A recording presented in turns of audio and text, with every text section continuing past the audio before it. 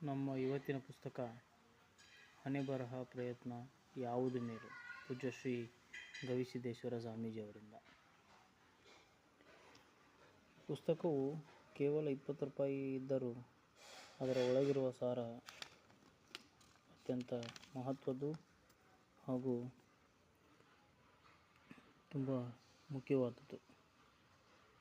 ಮನುಷ್ಯ ಸ್ವಾಭಾವಿಕವಾಗಿ ಕುತೂಹಲಿಕ, ಅವನು ಅಂತರ್ಯದಲ್ಲಿ ಸದಾ ಸತ್ಯದ ಬಗ್ಗೆ ಜಿಜ್ಞಾಸೆ. ಈ ಭಾವನಾತ್ಮಕ ಜಗತ್ತಿನಲ್ಲಿ ಅಥವಾ ವೈಶ್ವಿಕ ಜಗತ್ತಿನಲ್ಲಿ ಏನಿದೆ ಎನ್ನುವುದನ್ನು ಹುಡುಕಾಡುವ ಮನೋಭಾವವೇ ಮನುಷ್ಯನದು. ಅರಿವು ಬಂದಾಗಿನಿಂದಲೂ ಸಹಿತ ಪ್ರತಿಯೊಬ್ಬ ತಿಳುವಳಿಕಸ್ಥ ಮನುಷ್ಯನ ಮನೋಭಾವದಲ್ಲಿ ಸದಾ ಒಂದು ಪ್ರಶ್ನೆ ಕಾಡುತ್ತಾ ಇದೆ. ಯಾವ ಪ್ರಶ್ನೆ ಅಂದರೆ, ಏನಿದು ಜಗತ್ತು? ಬಡವ ಇದ್ದಾನೆ, ಒಬ್ಬ ಶ್ರೀಮಂತ ಇದ್ದಾನೆ, ಒಬ್ಬ ರೋಗಿ ಇದ್ದಾನೆ, ಒಬ್ಬ ಆರೋಗ್ಯವಂತ ಇದ್ದಾನೆ, ಒಬ್ಬ ಶ್ರೇಷ್ಠ ಇದ್ದಾನೆ, ಒಬ್ಬ ಕನಿಷ್ಠ ಇದ್ದಾನೆ.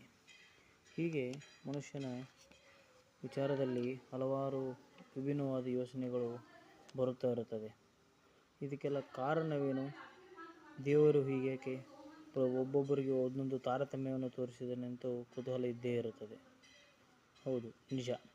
ಅದಕ್ಕಾಗಿ ಈಗಿನ ಜಗತ್ತಿನ ಯುಗಕ್ಕೆ ಒಂದು ಅದ್ಭುತವಾದ ಒಂದೇ ಒಂದು ಚಿಕ್ಕ ಅದ್ಭುತವಾದ ವಾಕ್ಯ ಉಪನಿಷತ್ತಿನಲ್ಲಿ ಬರುತ್ತದೆ. ಈಶ್ವರ್ ಪರ್ಜನ್ಯವತ್ ದ್ರಷ್ಟವ್ಯ.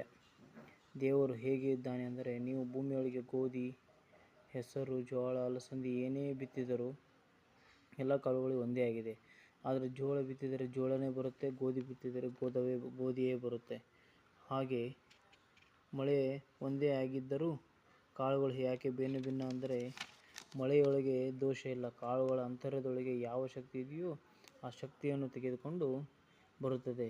ದೇವರು ಮಳೆ ಇದ್ದಂತೆ. ಈಶ್ವರ ಪರ್ಜನ್ಯವತ್ ದ್ರಷ್ಟವ್ಯ. ಶೇಂಗಾದ ಕಾಳಿನೊಳಗೆ ಶೇಂಗಾದ ರೂಪದಲ್ಲಿ ಅಂತರ್ಯದಲ್ಲಿ ವಾಸನೆಯಾಗಿ ಅಡಗಿದೆ.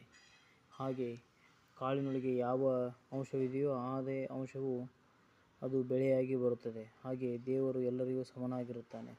ನಿಮ್ಮೊಳಗೆ ಯಾವ ಯೋಚನೆಗಳಿರುತ್ತೆ, ನಿಮ್ಮೊಳಗೆ ಯಾವ ವಿಚಾರಗಳಿರುತ್ತೆ, ಅದರ ಮೇಲೆ ನಿಮ್ಮ ವ್ಯಕ್ತಿತ್ವ ರೂಪುಗೊಳ್ಳುತ್ತದೆ.